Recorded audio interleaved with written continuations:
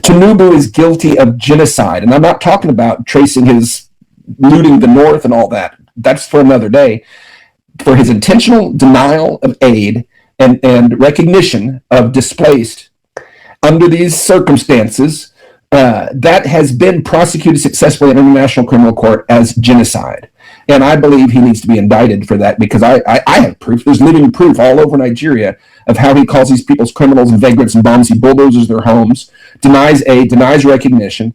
All he has to do is recognize them as displaced. That's all he has to do. And the international community has the money and the mandate to take care of them.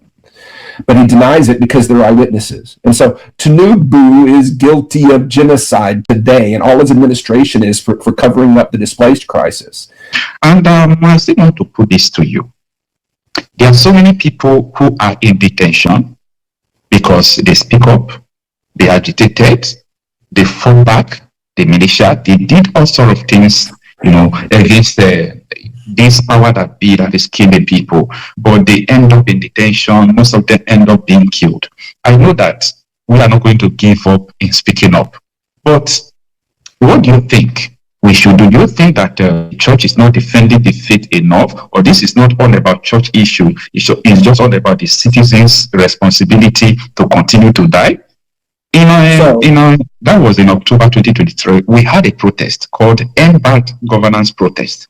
I was in Abuja. I was threatened to go back to my state. That if they see me in Abuja, that I'm going to be arrested. Though I was not afraid, because I have a lot of people standing there that if police arrest me, they will go in to do pro bono service, both in the court and everything. So I was not afraid. But for how long shall we continue to be killed?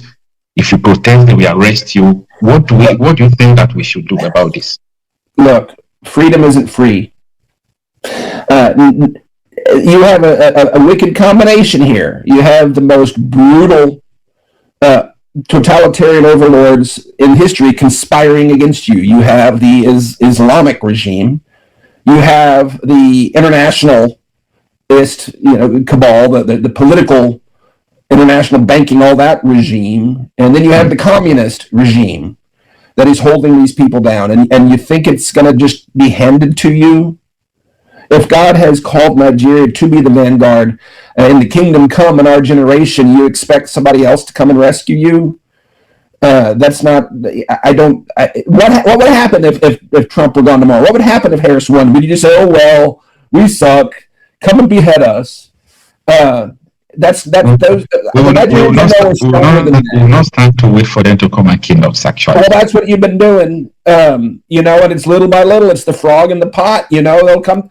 They just did to your brothers and sisters in Ngosha just the other day. Why aren't you standing up now? You're going to wait till it's your neighborhood? Then who's going to stand up with you? Come on.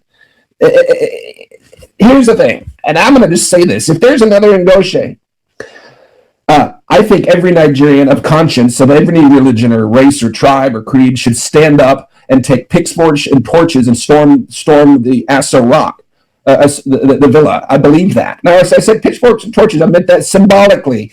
They should do it with posters. They should do it with words. Okay, I'm not calling you to tear down the villa. I'm not calling you to street justice. That is wrong. That's what they would do.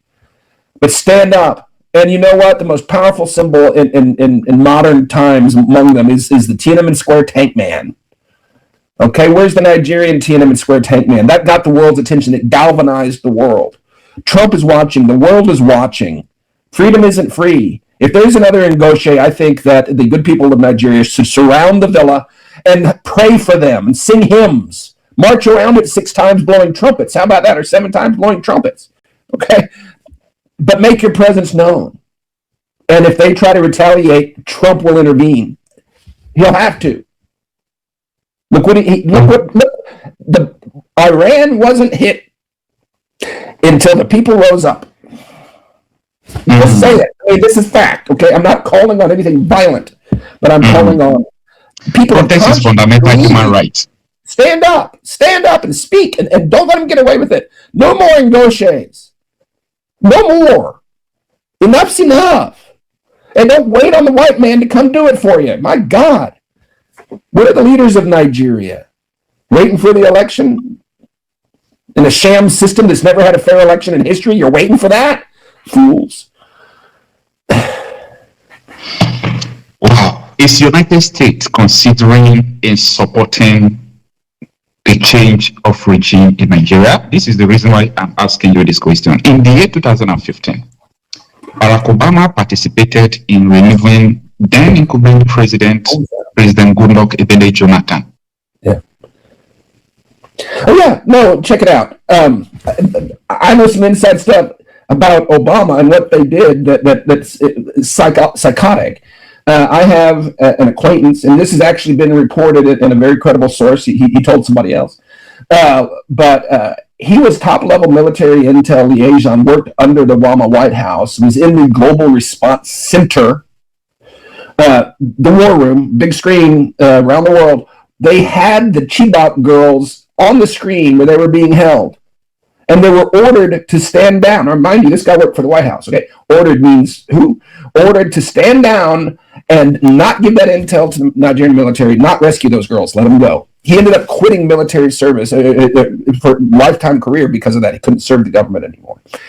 And that's when Axelrod was advising, and the Bring Back Our Girls hashtag, as I recollect, that came out of APC, didn't it? That was an APC slogan. Bring back our girls. Well, they wouldn't have had to bring them back if Obama would have let us rescue them. Okay, that's pure evil. Okay, and that's pure evil. So yes, the U.S. did that under Obama, not the same as the U.S. under Trump. And here's the thing: Trump has some really dear friend presidents and prime ministers around the world that he mentors, that he really helps. Bolsonaro, folks like that. He likes the Italian premier, I believe. But they're the ones that are leaders. They're the ones that get out there and fight. They're the ones that are on the front line like he is, speaking the truth and getting things done. He doesn't find those people. They emerge. They lead. He doesn't gin up movements. He doesn't meddle like that. But when he sees one that has potential and that's actually doing something like he does, when he sees that movement, historically, looking at his record, he will back them. And my theory, I don't speak for anybody but me. This is my theory. I've wondered why they're holding on to the 2,500 pages of the Tinubu DEA documents. It's been ordered released by a federal judge, but they're still holding on to it. I wonder, like I said, if there's no alternative, they got to work with the guy that's there. I wonder if that's how they're working with Tinubu. Just wrap those 2,500 pages around his neck and make him comply. I don't know. But if that's the case, and a leader emerges, I don't see why Trump wouldn't release it and do everything else he could. To get this evil dictatorship to justice. Tinubu is guilty of genocide, and I'm not talking about tracing his looting the North and all that. That's for another day. For his intentional denial of aid and recognition of displaced under these circumstances, that has been prosecuted successfully in International Criminal Court as genocide. And I believe he needs to be indicted for that because I have proof. There's living proof all over Nigeria of how he calls these people's criminals and vagrants and bombs. He bulldozes their homes, denies aid, denies recognition. All he has to do is recognize them as displaced. That's all he has to do. And the international community has the money and the mandate to take care of them. But he denies it because they're eyewitnesses. And so Tinubu is guilty of genocide today, and all his administration is for covering up the displaced crisis. So yeah, why wouldn't Trump intervene? Why wouldn't he and Maduro the guy? There's just as enough legal grounds for it, I believe, as there was for Maduro. But there's the movement. Who's going to take over? Who's going to run if he plucks those people out? That's not emerged in Nigeria, and it's not the Biafran separatists. You see what I'm saying? You don't want to help? Then why would I back you? We need to take over. We need to do this instead. This is deep analysis, and I'm shooting from the hip. I'm just vibing with you here. I don't represent anybody else, but that's how I can see it playing out. And I think that's a lot of what's happening. All right. You just made mention you just talk about the guilty of genocide of something. I want to take you back to 2015.